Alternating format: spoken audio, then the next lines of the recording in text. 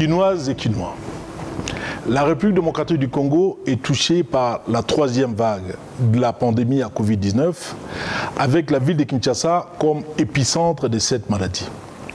Le ministère national de la Santé publique a alerté dans son message des jeudi 3 juin dernier sur une augmentation exponentielle des cas de Covid-19 dans notre pays et plus particulièrement dans la ville de Kinshasa.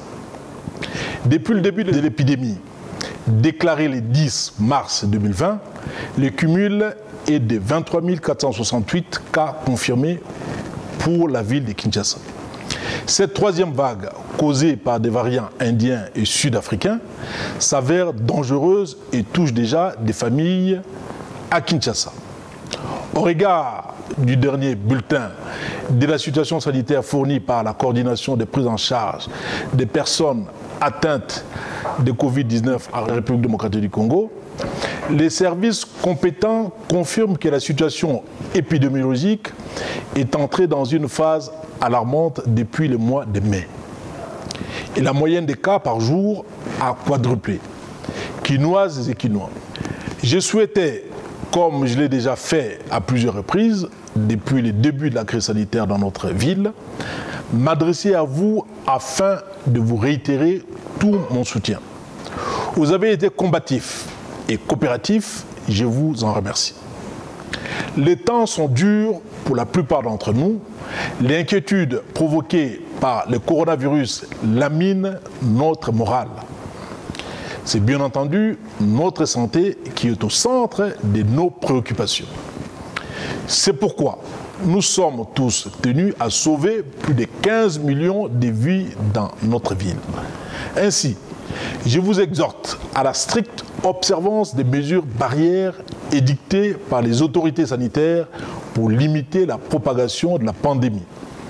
Les lavages réguliers de mains avec du savon ou une solution hydroalcoolique. Le port correct et obligatoire des masques dans le lieu public, dans les taxis et transports en commun. La prise des températures avant l'accès en des lieux publics. La distanciation physique. L'interdiction des activités publiques comme le marche public, les productions artistiques et les kermesses.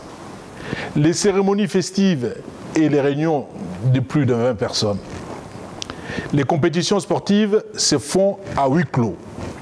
Les transports des dépouilles mortelles directement de la morgue au lieu d'inhumation sans veillée mortuaire.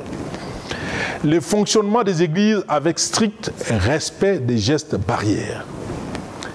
La circulation pendant le couvre-feu de personnes munies de l'autorisation spéciale de l'autorité provinciale, à l'exception, bien entendu, des personnes se trouvant dans la situation d'urgence sanitaire.